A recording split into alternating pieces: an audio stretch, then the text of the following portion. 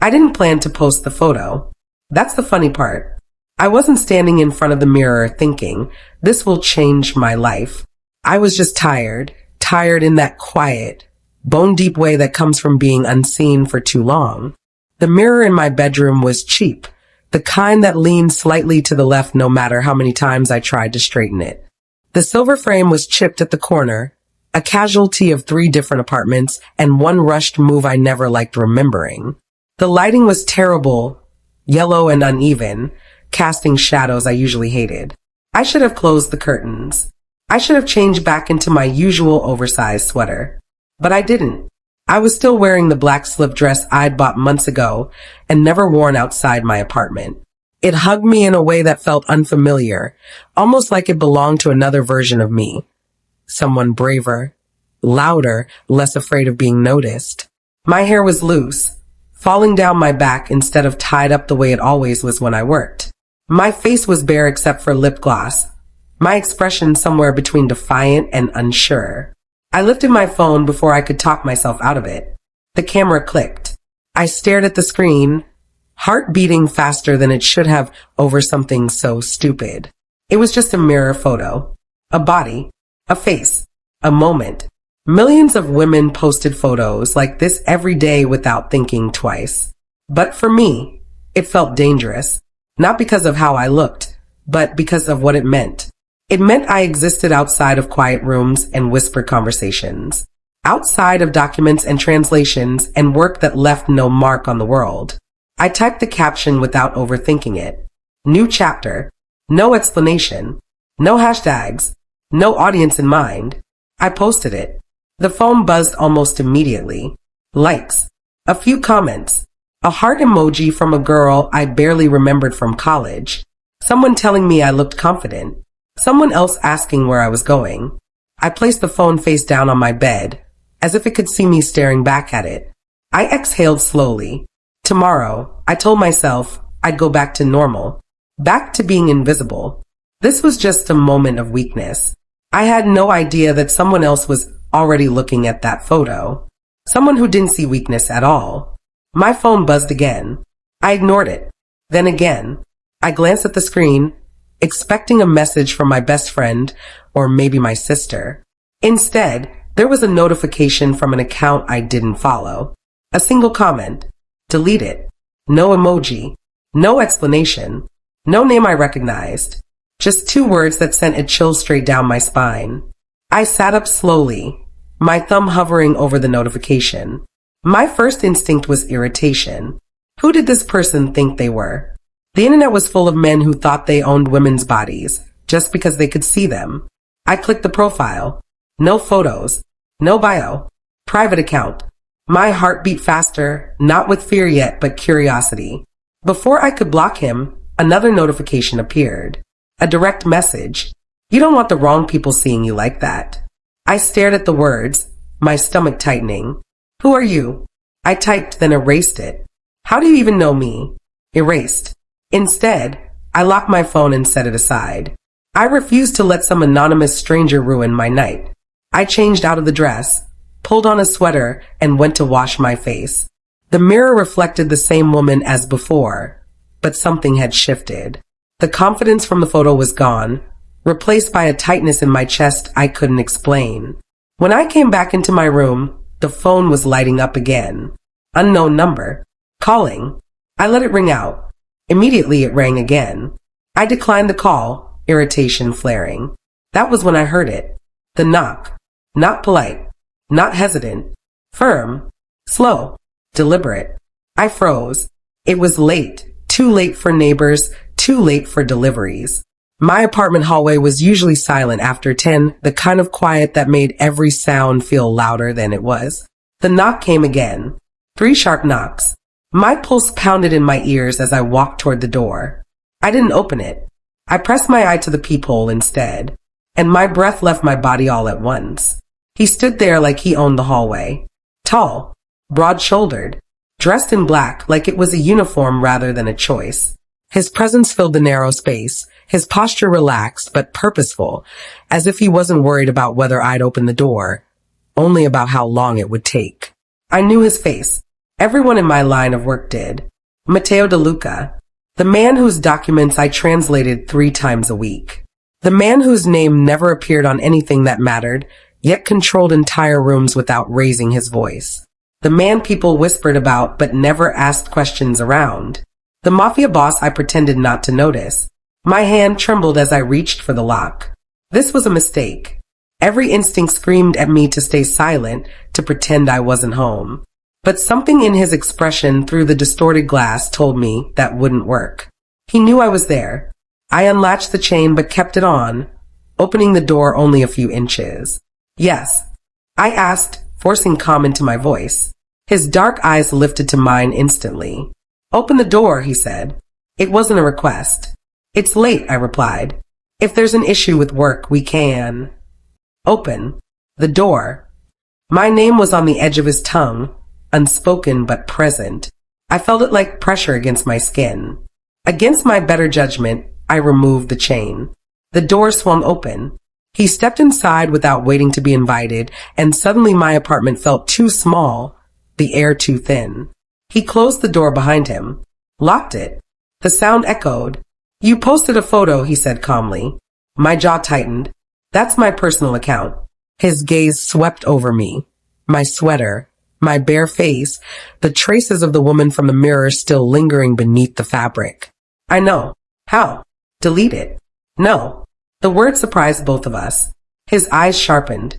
You don't understand. I understand perfectly, I said, anger blooming where fear had been. You don't get to come into my home and tell me what to do with my body or my life. A muscle jumped in his jaw. Do you know how many men saw that photo? I don't care. You should. He stepped closer. I didn't move. Who were you trying to impress? He asked quietly. No one. That's a lie.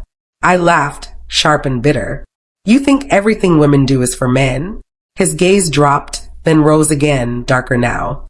I think you don't realize what kind of attention you attract. And you do. I shot back. Why? Because you decided tonight you get to care. Silence stretched between us. Then he spoke, softer. I told you to delete it because I didn't want anyone else looking at you like that. My breath hitched despite myself. That wasn't your choice to make. I know. Then leave. For a long moment, I thought he might argue. Instead, he said my name. Not my last name. Not formal. Just my name. I noticed you long before tonight. The words hung heavy in the air. I swallowed. Then why now? I whispered. His eyes held mine, unflinching. Because seeing you step out of the shadows made me realize I was about to lose you. My heart pounded. What does that even mean? It means, he said slowly, that mirror photo wasn't just a picture. It was a warning. And somewhere deep inside me, I knew he was right. He stood in my living room like the walls belonged to him. Matteo De Luca didn't look around the way normal people did when they entered someone else's space. He didn't take in my thrift store couch, or my stack of overdue bills on the coffee table, or the tiny crack in the ceiling above the kitchen doorway. He didn't seem impressed or disgusted. He simply existed, calm, controlled, and too large for my small apartment. I hated that my heartbeat felt loud enough to embarrass me. You're about to lose me? I repeated, trying to keep my tone skeptical, trying to force distance back between us. His eyes didn't move. You're leaving. The words punched the air out of my lungs.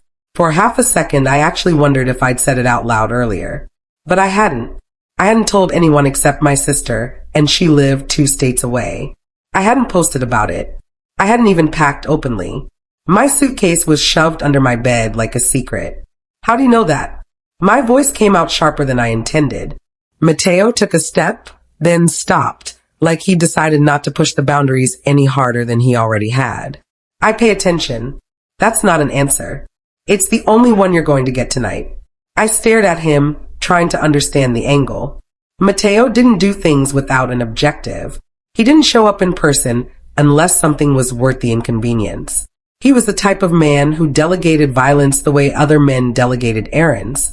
And yet here he was, standing in my apartment because of a mirror photo. Because he told me to delete it. Because jealousy? It felt ridiculous and terrifying and a little too flattering in a way I didn't want to admit. I'm not leaving, I lied reflexively. His expression didn't change, but something in his gaze turned cold. Don't insult me. I'm not. You submitted your notice last week. His voice was quiet, deadly calm. You scheduled your final invoice for the end of the month. You requested copies of the last 6 contracts you translated. You started saving your files in a portable folder instead of the agency drive. I stood very still, my mind scrambling. Those were small things, professional things, things only someone watching closely would pick up on, things no employer should care enough to track. You've been spying on me, I whispered. His jaw tightened. I've been protecting my operation. And I'm part of your operation? He didn't answer immediately. That pause was the loudest sound in the room. When he finally spoke, his voice was lower. You've been part of it longer than you realize. My skin prickled. I remembered the first day I'd been assigned to him. The agency owner had pulled me aside, unusually serious, and told me this client required discretion. No questions, no opinions, just accuracy and silence. I had been desperate for the work. Translation jobs that paid well didn't come often. So I'd agreed. For months, I'd sat in his office translating documents I pretended were harmless. Shipping routes, property acquisitions, investments. I told myself it wasn't my problem what he did. I was just converting words from one language to another. I was just a professional. But deep down, I'd known. Now he was standing in my apartment, confirming that I'd been right to be uneasy all along. I forced myself to breathe. Even if I am leaving, what does that have to do with my photo? His gaze dropped for a fraction of a second to the neckline of my sweater. Not in a crude way. In a way that made my stomach flip with anger, because it was personal. Possessive. Then his eyes returned to my face. It has to do with who saw it. Who saw it? I echoed. My friends. No, he took out his phone and tapped the screen with the kind of precision that made my nerves tighten. Then he held it out. My Instagram post filled the display. Under it, beneath the likes and harmless compliments, there were views on the story highlight I hadn't even noticed. People I didn't know. Accounts with no names. Empty profiles. Numbers that had jumped in the last hour. My throat went dry. You think I'm stupid? I whispered. I think you're not trained to notice predators. I snapped my eyes up. Predators. That photo reached people it shouldn't have. His voice was clipped now. Controlled anger threaded through it. People who watch me. People who watch anyone near me. Near me. As if proximity to him was an infection. I folded my arms tighter. So, your solution is to order me around like I'm, what, one of your men? His gaze sharpened. My men listen when I tell them something is dangerous. I'm not your man. No, his voice dropped. You're not. The way he said it was worse than if he'd shouted. Like it meant something. Like it had always meant something. I hated the warmth that tried to rise in my chest. I hated that my mind flashed back to all the small moments I'd ignored. The way his eyes always tracked me when I stood to leave his office. The way his security guard, Daniel, I thought his name was, always watched me like he was counting steps.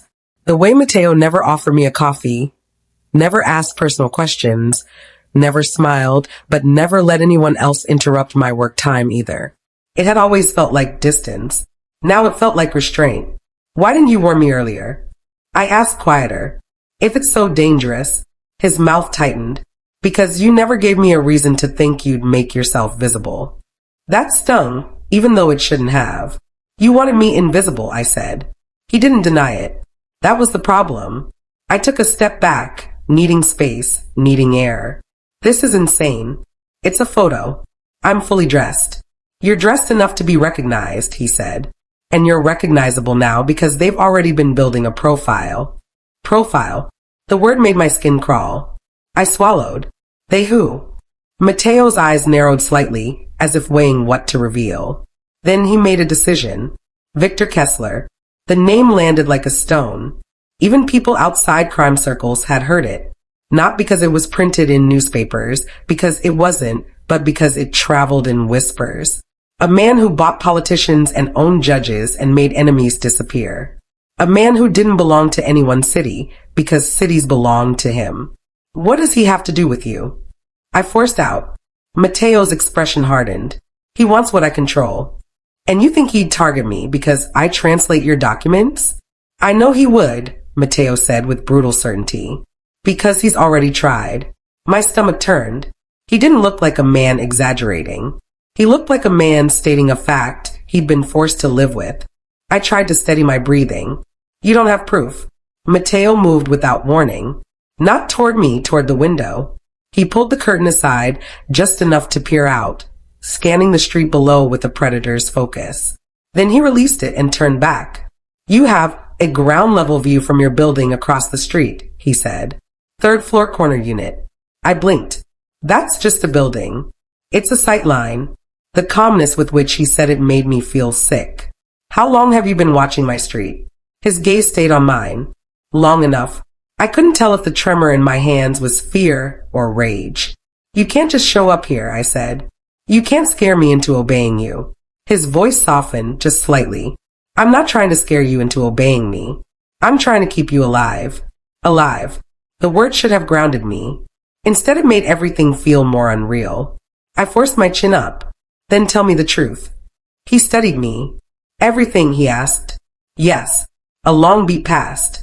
He looked like he wasn't used to being questioned, like he wasn't used to anyone demanding anything from him, especially not in his own tone. Then he nodded once. Those accounts that viewed your story are linked to Kessler's network, he said. Not his main people, his scouts. The ones who collect information. They track patterns. They follow routines. They catalog faces. My throat tightened. Why? Because Kessler doesn't take what he wants with a gun first, Mateo said.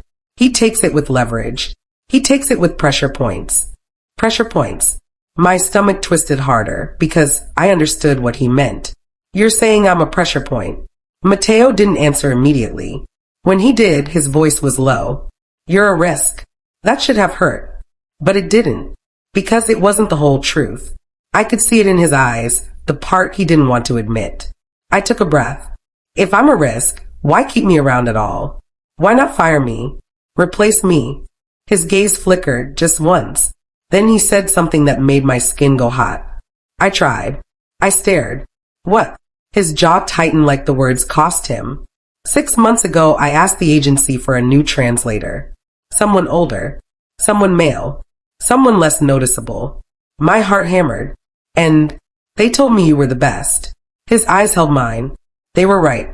For a second, the room felt too quiet. My lungs forgot how to inhale. You asked to replace me, I whispered, bitter. And now you're here acting jealous over a photo. His expression darkened. I asked to replace you because you were becoming a problem. A problem because I exist? He stepped closer, and this time he didn't stop. The air between us tightened. My back hit the edge of the kitchen counter behind me. I didn't move away. I refused to give him that victory. You were becoming a problem because I couldn't stop noticing you, he said quietly. My breath hitched. That's not my fault, I whispered, even though my voice betrayed me. No, he agreed. It's mine. He was close enough now that I could smell his cologne. Dark, expensive, the kind of scent that stayed in my memory long after I left his office. Close enough that my body reacted before my mind could decide whether it was safe. I hated that part of myself. The part that had been lonely long enough to crave attention from the wrong man. You have no right to comment on my photo, I said, trying to push the conversation back into logic. You have no right to show up here. Mateo's eyes didn't leave mine.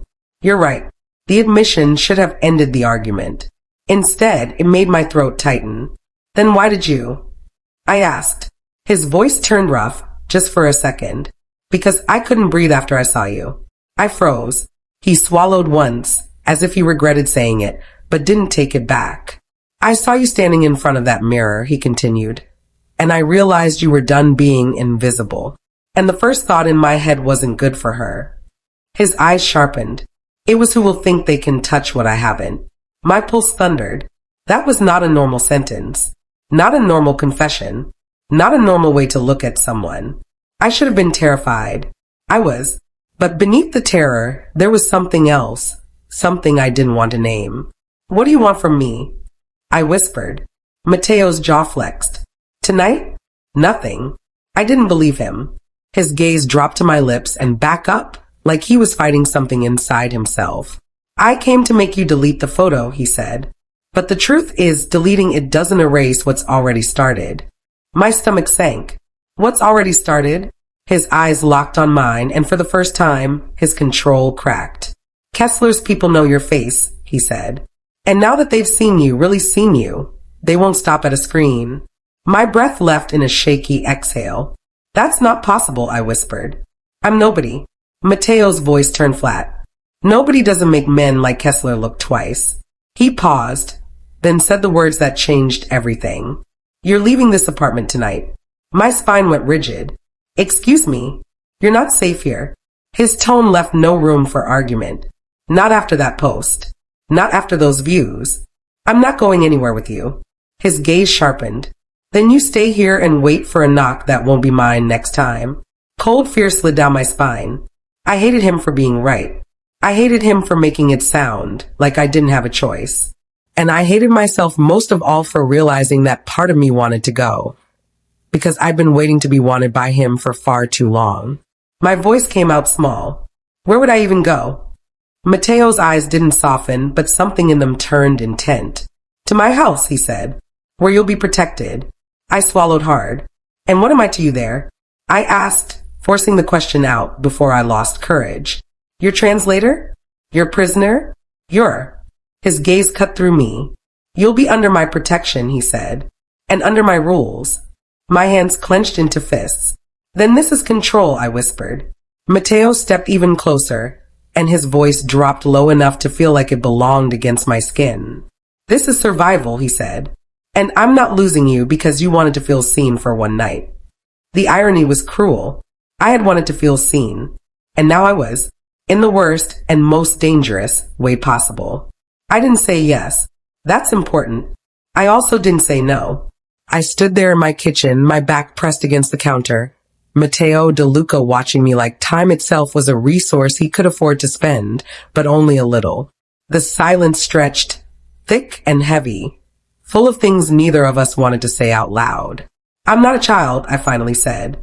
My voice sounded steadier than I felt. You don't get to decide where I sleep. I'm aware, he replied. That's why I'm explaining the situation instead of carrying you out.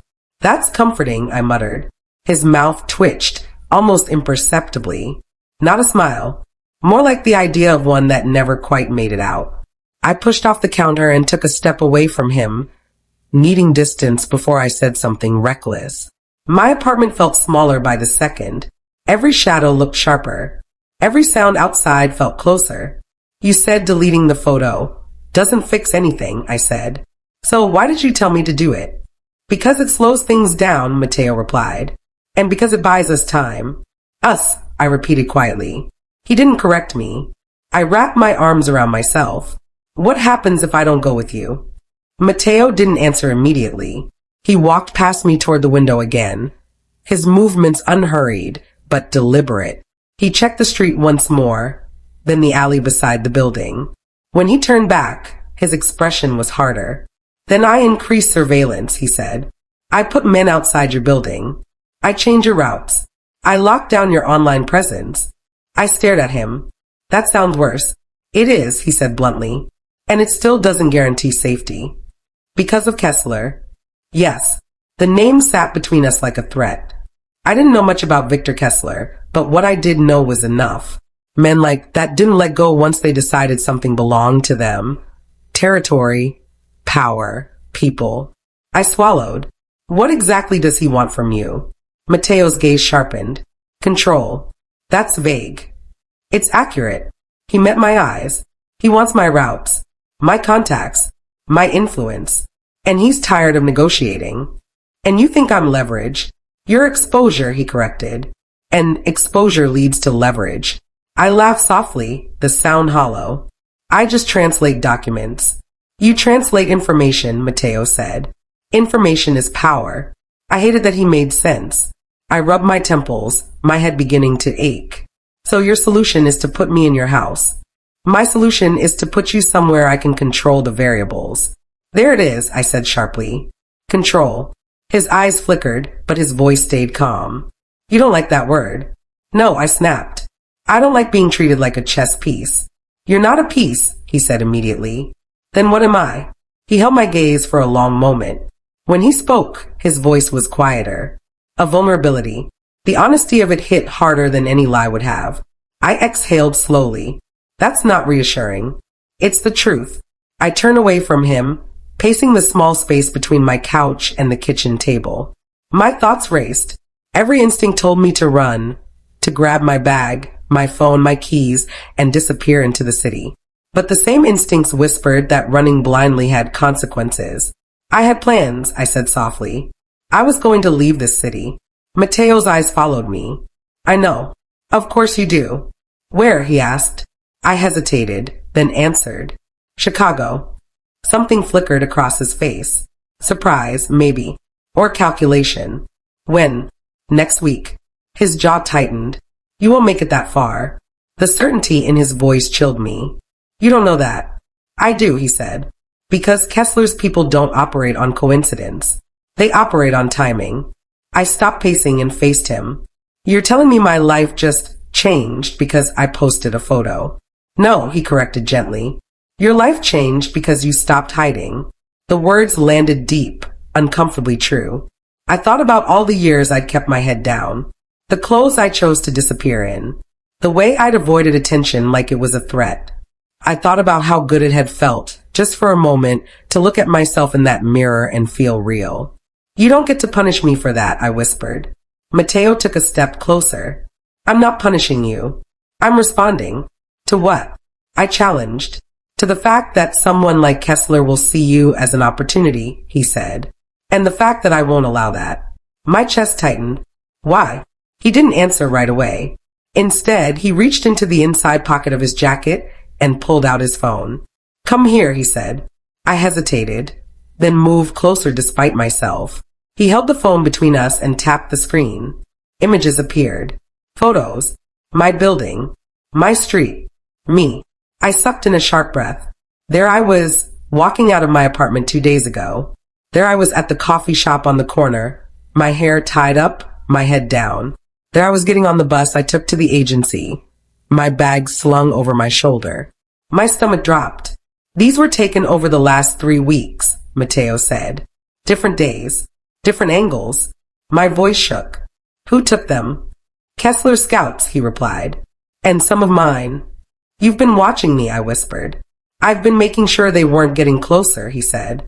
Until tonight. I looked at him, my hands trembling. This is insane. This is reality, he said quietly.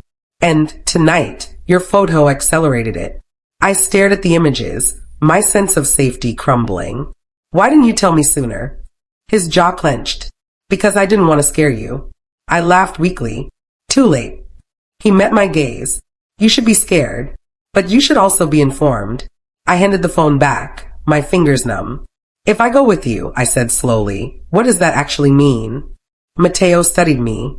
It means you stay at my house, in a separate wing. Security at all times. No posting. No unplanned outings. And my work? You continue, he said. From there. And my freedom? I asked. You'll have it, he replied. Within reason. I scoffed. That's not freedom. It's survival, he said again. I looked around my apartment, my safe little bubble that suddenly felt like a glass box. I thought about the photos, the watchers, the way Mateo had known details I'd never told him. I don't trust you, I said quietly. He nodded. I wouldn't expect you to. Then why should I go anywhere with you? Because, he said, his voice dropping, I'm the only one in this city who can keep Kessler from touching you. The words hung in the air. I searched his face for manipulation, for exaggeration. What I saw instead was resolve and something else beneath it. Fear. Not for himself. For me. My throat tightened. If I do this, I said, it's temporary. Everything is, he replied. And I'm not your property. His eyes locked on mine. I don't want to own you. Good.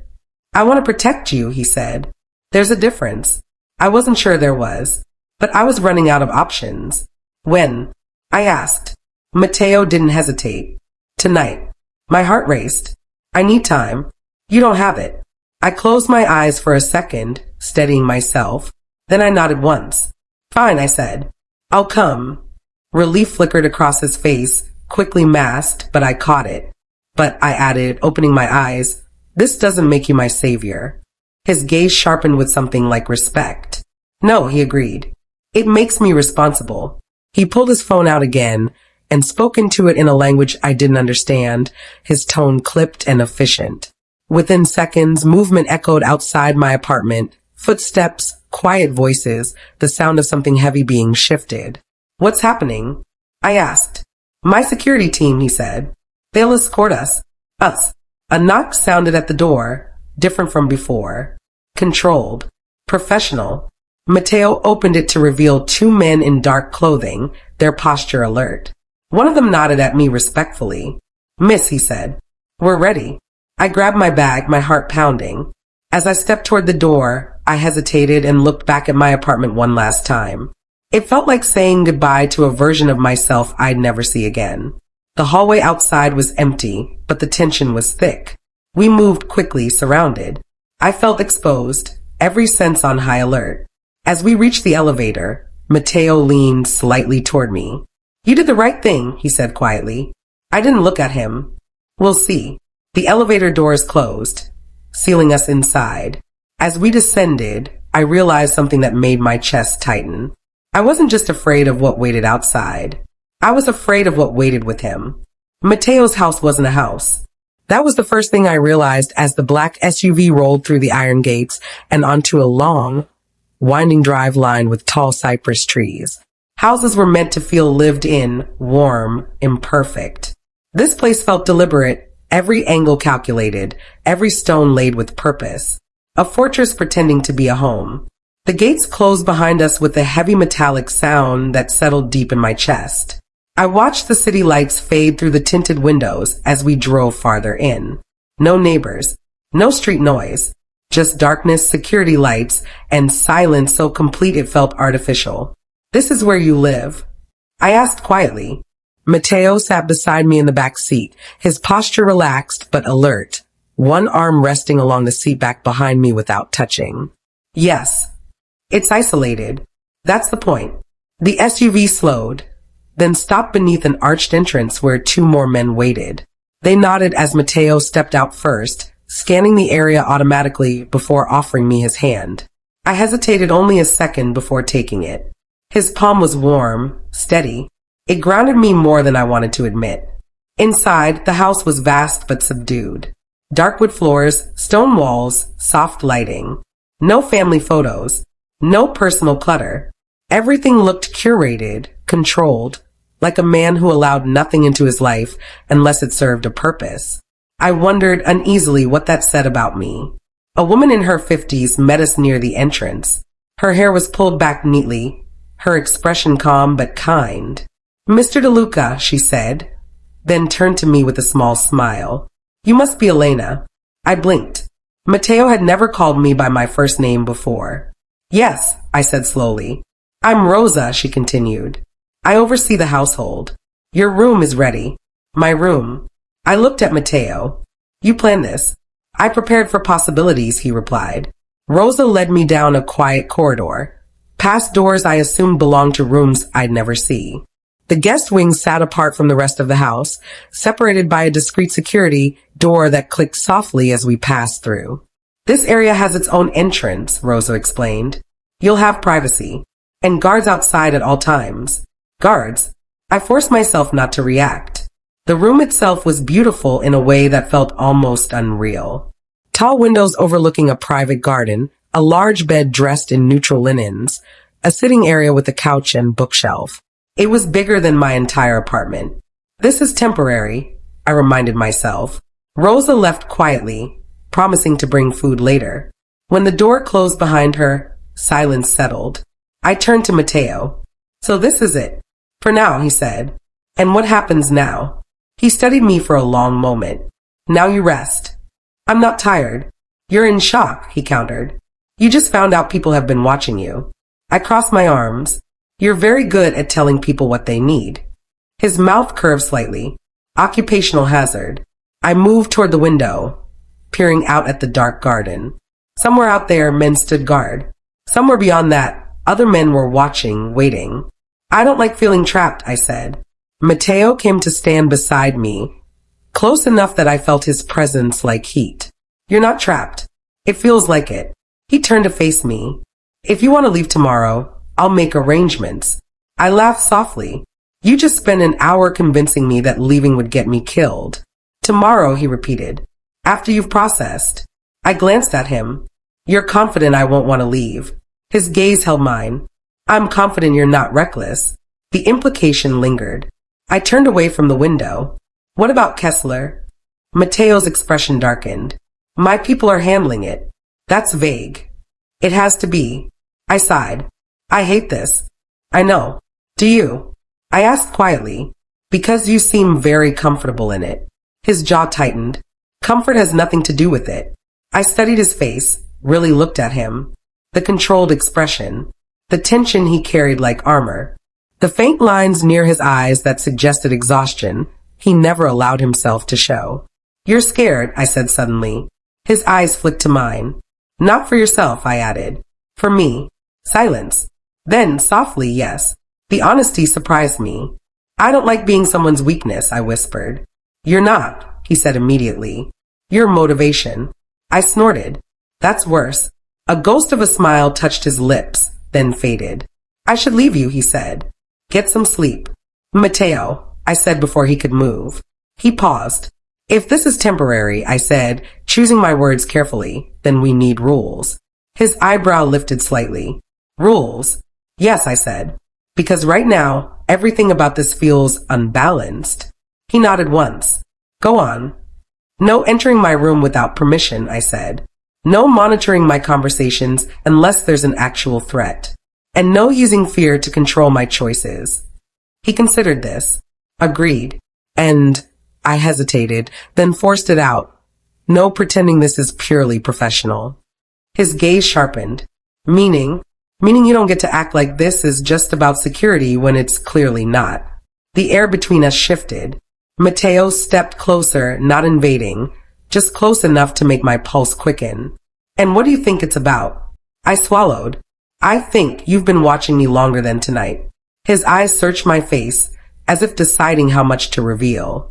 I noticed you the first week, he said quietly. You corrected a translation no one else caught. You didn't look up when I thanked you. My breath hitched. I noticed you kept your distance, he continued. I noticed you dressed to disappear. I noticed you never asked questions you didn't want answers to. You're making it sound like surveillance, I murmured. It started as awareness, he said. It became restraint. I held his gaze. Why? Because wanting you was dangerous, he admitted. And because I thought wanting you quietly was better than involving you at all. My chest tightened. You don't get points for silent suffering. A corner of his mouth lifted. Noted. I took a breath. If I stay here, if I trust you, I need honesty. You'll have it. Even when it's ugly, especially then. The moment stretched. The tension between us felt electric, like a wire pulled too tight. Before either of us could say more, a sharp knock sounded at the door. Mateo turned instantly, his body shifting into something colder, more dangerous. Enter, he said. A man stepped in, tall, broad-shouldered, his expression serious. Boss, we have an issue. My stomach dropped. What kind? Mateo asked. Kessler's people made a move, the man replied. Not here. One of your routes on the east side. Mateo's jaw clenched. Casualties. None, the man said. But it was a message. Mateo exhaled slowly. He's escalating. The man glanced at me, then back to Mateo. We need you downstairs. Mateo nodded. I'll be there. As the man left, Mateo turned back to me, his eyes dark with something fierce. This is why you're here, he said. This is why I don't want you out there. My heart pounded. Is he doing this because of me? No, Mateo said firmly. He's doing this because I won't give him what he wants. But I'm part of the equation now. Yes, he admitted. Which means I need you to listen to me. I am listening. Then stay in this wing, he said. Do not leave it unless Rosa, or I tell you it's safe. And you. I'll handle this. I reached out without thinking, my fingers brushing his wrist. He stilled. Be careful, I whispered. His gaze softened just enough to make my chest ache. I always am. He left, the door closing behind him with a quiet finality. I stood alone in the too large room, my heart racing, my thoughts tangled. I had wanted to be seen. Now I was. And the cost of that visibility was becoming terrifyingly clear. I tried to sleep. I really did. I showered, changed into one of the soft robes Rosa left folded neatly on the bed, and drank the tea she brought like it was medicine that could calm my nerves. I sat on the edge of the mattress and told myself I was safe. I told myself I was surrounded by walls thick enough to stop bullets. I told myself Mateo's men were everywhere, watching every camera, scanning every tree line. But safety is a fragile thing once you learn how easily it can be broken. Every time the house creaked, my body tensed. Every time I heard a distant footstep in the hallway, my heart jumped into my throat. I kept seeing those photos on Mateo's phone, me walking, me unaware, me vulnerable. I kept hearing his voice. You stopped hiding, as if hiding had been my only shield, and I'd willingly dropped it. I stared at the ceiling for what felt like hours. I checked my phone twice, even though I knew there would be no messages. I'd already told my sister I was on a private contract and would be unreachable for a while. I'd sent a bland reply to my friend, who asked why I suddenly went quiet. Every lie felt heavier now. Somewhere past midnight, I heard movement outside my wing. Not the gentle rhythm of guards shifting positions, the sharp, purposeful pace of men in motion. Doors opening, voices low and urgent. I sat up, instantly alert. A minute later, the security door that separated my wing from the rest of the house clicked. Then footsteps approached my door. I didn't breathe. The handle turned. My stomach dropped, until I remembered Mateo had said no entering without permission. So why? The door opened. Mateo stepped inside. He wasn't wearing his suit jacket anymore. Just a dark shirt, sleeves rolled, hair slightly disordered, the kind of disarray that looked wrong on him because he was always so controlled. His eyes found me immediately. Are you hurt? He asked. What? I whispered, confusion stealing my voice. No. Why would I be? He crossed the room in 3 steps, stopping close enough that I could see the tension in his jaw, the tightness around his eyes. There was an attempt, he said. My blood turned cold. Here. Not inside, he replied. Near the outer perimeter. 2 men in the tree line. My hands went numb. Kessler? Mateo nodded once. A message. My pulse pounded. They were trying to get in. They were trying to remind me they can reach my property. I swallowed hard. Did anyone get hurt? Not on my side, he said. One of them didn't leave. The way he said it was calm, factual, like it was weather, not violence. I tried to steady my breathing. What now? Mateo's gaze dropped to my hands, fisted in the blanket. Then he looked back up, and something in his expression shifted. Now you understand, he said quietly. I already understood. I snapped, anger suddenly flaring to cover fear. You didn't have to prove it to me. His eyes sharpened. I didn't prove anything. He did. I stood up, needing to move, needing to keep my body from freezing in place. So this is my life now. Living behind gates, waiting for men in trees. I'm working on ending it, he said. How? I demanded. By killing them one by one? By escalating until someone decides I'm not worth the trouble and puts a bullet in my head instead. His expression went still, dangerous still. Don't say that. It's true. I whispered, voice breaking. You keep saying I'm safe, but I'm not safe. I'm just closer to you. His jaw flexed. I realized then that the fear I felt wasn't only about Kessler. It was about Mateo. About what staying near him meant. About how quickly my world had become his. You shouldn't have posted it, he said, and the words were quiet but sharp. My head snapped up. Excuse me. His eyes held mine. I'm not blaming you. You just did. I'm telling you the truth, he said. That photo made you visible. And visibility in my world is deadly. I finished bitterly. Yes, I got that part. Mateo's hands clenched at his sides. You're angry. I'm terrified, I corrected. And yes, I'm angry. Good, he said. Anger keeps you sharp. I stared at him. That's your advice? Be angry so I don't die. His gaze flickered. Something like frustration, like he wanted to say something else but didn't know how. I came to check on you, he said. because when it happened, my first thought wasn't the perimeter. My breath caught. It was you, he admitted. The room went quiet. The anger in my chest shifted into something heavier, something more complicated.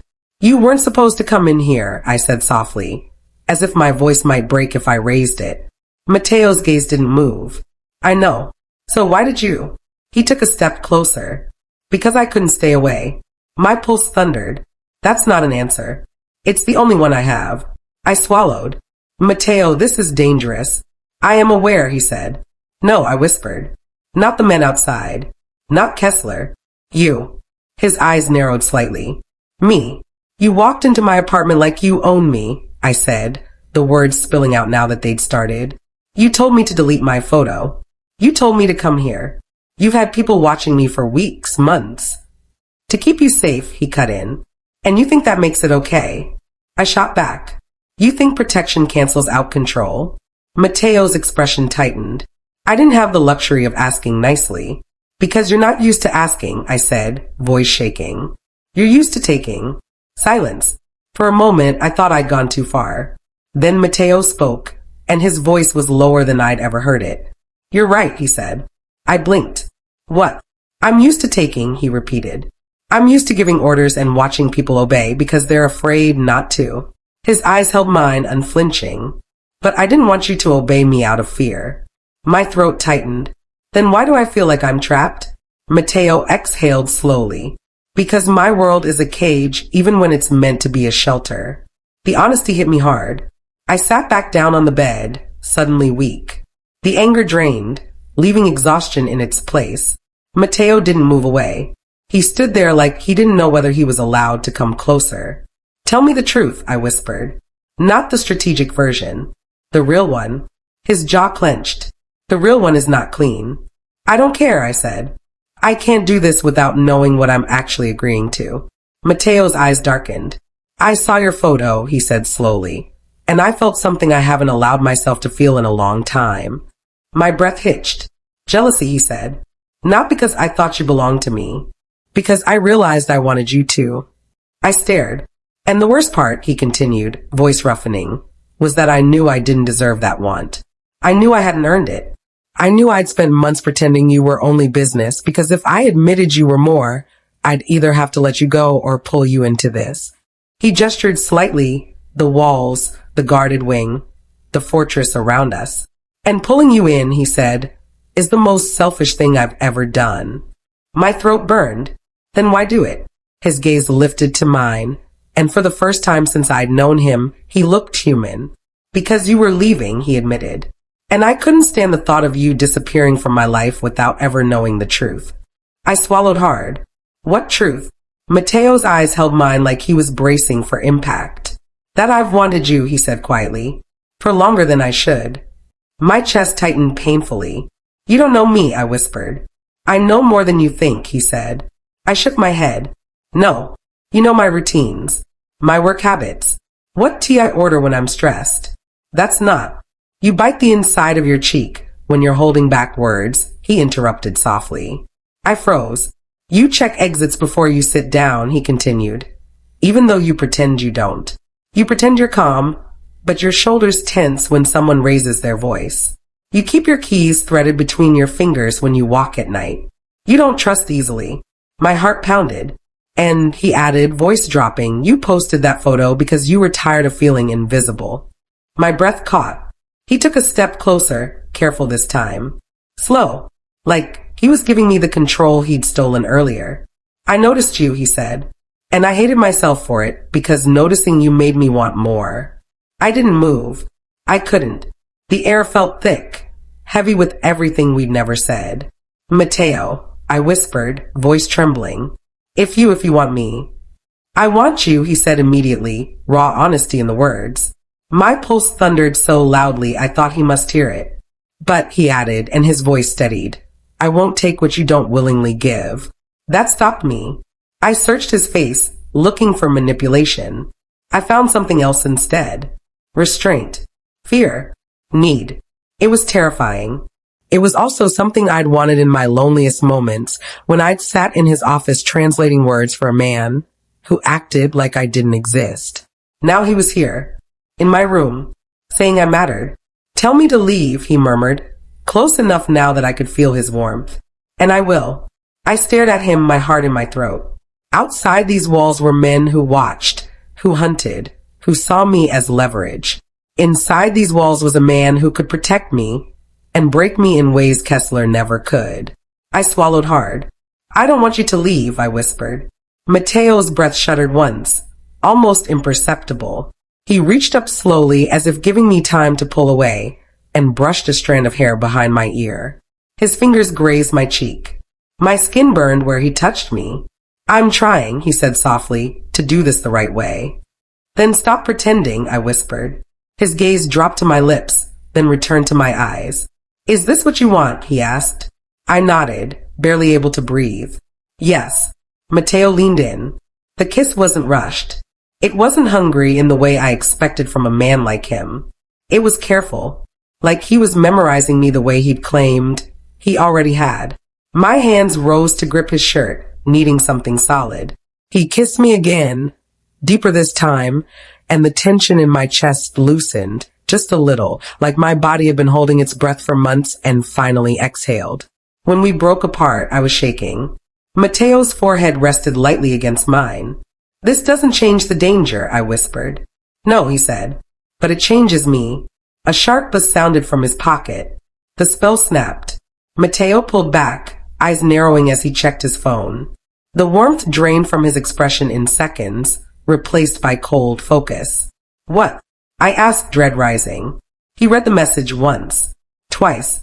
Then he looked at me, and I knew before he spoke that something had shifted again. They found a car, he said quietly, near the North Road. My stomach dropped. Kessler's men. Mateo's eyes darkened. Not just men. He held up the phone, and I saw one line that made my blood run cold. Package plan moved up. Tonight. Mateo's jaw clenched. They're not waiting anymore, he said. The house went silent in a way that felt wrong. Not peaceful. Not calm. Alert. Mateo was already moving, all warmth gone, replaced by something sharp and lethal that made my chest tighten. He slipped his phone back into his pocket and turned toward the door. Stay here, he said. No, I replied immediately. He paused, his hand on the handle. Elena, I won't be left in the dark again, I said, forcing steadiness into my voice. You said honesty. This is part of it. For a moment, I thought he would argue. Command. Override me the way men like him were used to doing. Instead, he nodded once. Then stay close. Do exactly what I say. The hallway outside my wing buzzed with quiet urgency. Men moving fast but controlled, voices clipped, radios murmuring codes I didn't understand. Mateo guided me through the security door and down a side corridor I hadn't seen before. Everything smelled like stone and steel. Where are we going? I asked. Safe room, he replied. Now. We reached his office, dark wood, heavy desk, walls lined with books that looked decorative until he pressed a hidden panel. The bookshelf shifted silently, revealing a steel door embedded in the wall. My heart slammed against my ribs. The door opened to a space that felt more bunker than room. Reinforced walls, screens showing camera feeds from every angle of the property, a couch bolted to the floor, a small table, emergency lights casting a cool glow. Mateo ushered me inside and shut the door behind us. The lock engaged with a low final sound. The silence pressed in. My breathing sounded too loud. What's happening? I whispered. They're testing response time, he said, eyes scanning the monitors, and trying to scare me into making a mistake. Or trying to get to me, I said. He looked at me, then really looked, and something fierce crossed his face. They won't. A crack sounded over the radio. A voice, male, steady. Boss. North Road breach. Vehicle abandoned. 2 on foot. Mateo leaned toward the console. Intercept. Keep them away from the house. Copy. I hugged my arms around myself, adrenaline buzzing through me. The screens flickered as cameras switched. Tree lines, floodlights, shadows moving fast. They're close, I said. Yes, Mateo replied. Closer than I wanted. Another voice came through. Second team engaged. Shots fired. My stomach dropped. The sound came next, not from the speakers, but from somewhere outside. A distant crack that echoed through the reinforced walls. Gunfire. I sucked in a sharp breath. Mateo was already in motion, pulling something from a compartment beneath the desk. A gun. Black. Heavy. Familiar in his hands. I stared at it, my mouth dry. You carry that? I asked faintly. In my world, he said calmly, you don't rely on luck. The screen showed movement, men in dark clothing weaving through trees, floodlights snapping on, security teams advancing with terrifying precision. Another crack. Closer this time. My knees felt weak. They're shooting, I whispered. Yes. And you're standing here. I'm staying with you, he said without hesitation. The words anchored me more than anything else could have. The radio crackled again. One down. Second retreating east. Mateo exhaled slowly, like he'd been holding his breath without realizing it. I slumped back against the wall, my legs finally giving out beneath me. Mateo glanced at me, then crouched in front of me, his eyes searching my face. Are you hurt? I shook my head. Just scared. He nodded once. That's allowed. Another minute passed. Then another. The radio crackled again. Perimeter secure. We're sweeping. The tension didn't vanish, but it loosened just slightly. Mateo leaned back against the desk, his shoulders sagging a fraction. I'd never seen him look anything but in control. The glimpse of exhaustion made my chest ache. That was about me, I said quietly. He met my gaze. Yes. The admission hit harder now that the danger had passed. You said they weren't waiting anymore, I continued. What does that mean? It means Kessler realized fear wasn't enough, Mateo replied. He wanted proof I'd break. And did you? I asked. His eyes held mine. No. I swallowed. What happens next? Next, he said, I end this. I studied him, really studied him. The man who'd pulled me into a world of gates and guns and threats. The man who'd kissed me like I mattered. The man who'd put himself between me and something terrible without hesitation. You could have sent me away, I said softly. Put me on a plane, hidden me, and leave you unprotected, he replied. And alone. You think staying here is better? I think, he said slowly, that running would make you more vulnerable. And I think pretending I don't care anymore would be a lie. The truth of that settled heavily between us. I took a breath. Then tell me what staying really means. His expression tightened, not with anger but with seriousness. It means security, he said, and risk. It means my enemies know you matter to me. And you're okay with that? I asked. No, he replied honestly. But I'm not okay with losing you either. My chest ached. I thought of my old apartment. My quiet routines. The invisibility I'd worn like armor. I thought of the mirror photo. Of the woman who'd looked back at me, daring herself to exist. This wasn't supposed to happen, I whispered. No, Mateo agreed. But it did. Silence stretched. I stood up slowly, my legs steadying. I won't be hidden away forever. He nodded. I wouldn't ask you to be. And I won't belong to you just because you protect me. His gaze sharpened with something like pride. Good. I hesitated, then asked the question that had been circling my thoughts since the kiss. And what are we? I asked. Mateo took a step closer. We are complicated. I snorted softly. That's not an answer. He reached out, stopping just short of touching me. We are two people who made a dangerous choice not to lie anymore. My breath hitched. And if this gets worse, I pressed. If staying puts me in more danger, then I'll help you leave, he said.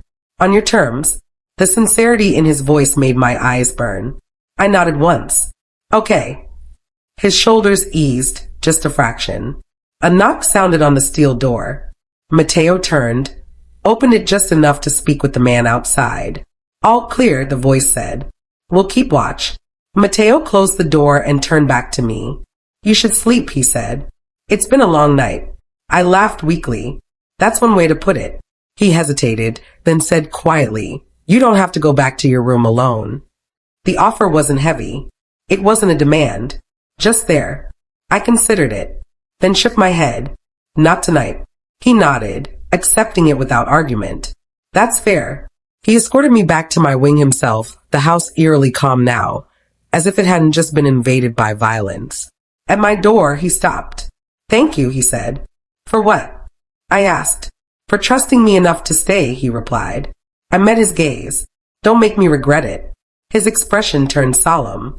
I won't. He turned to leave, then paused. Elena. Yes. That photo, he said quietly. You were right to post it. I blinked. It reminded me that you were never meant to be invisible, he continued. And it reminded me that wanting you was worth the risk. My chest tightened. Good night, he said. Good night, I replied. The door closed softly behind me. I leaned against it, my heart racing. Not with fear this time, but with the weight of a choice I'd made. Outside these walls, danger still waited. Inside them, so did something else. I walked to the window and looked out at the guarded garden, the lights, the shadows. I'd wanted a new chapter. I'd gotten one. Not safe, not simple, but real. And for the first time in a long time, I wasn't invisible anymore.